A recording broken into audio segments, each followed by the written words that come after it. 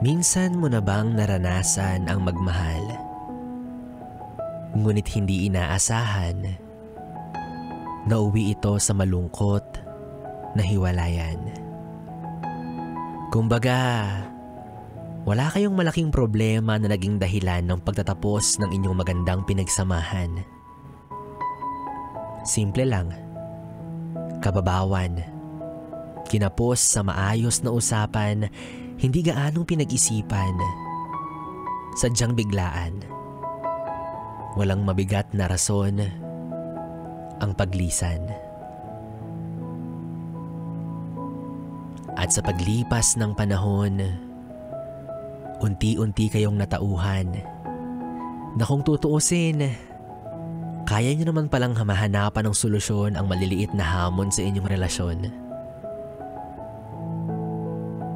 Kaya ngayon, pinili ninyo ang magkabalikan.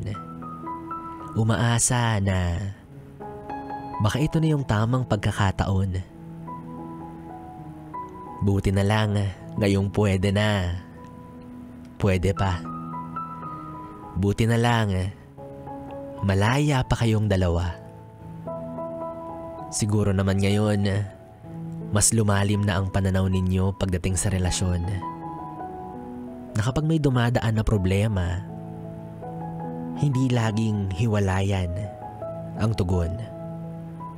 Siguro naman ngayon, alam nyo na sa sarili nyo na nasa mas maayos na kayong kondisyon at bersyon. Kumbaga, tanging tapat na pagmamahal lang ang intensyon. Batid ninyong dalawa na kung hindi nag-work nung una, bakit hindi subukan sa pangalawa? Baka sakaling kayo nga talaga. Pero kung wala talagang pag-asa, baka hindi kayo para sa isa't isa.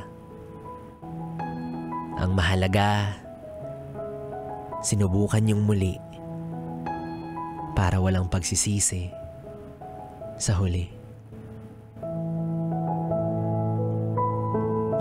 Yes, friend, ako pa rin ang iyong kapiling DJ B-Boy Bibo para sa ating tuloy-tuloy na BB Time dito pa rin at dito ka lang sa istasyong No Problem, ang 101.1 Yes FM. 101.1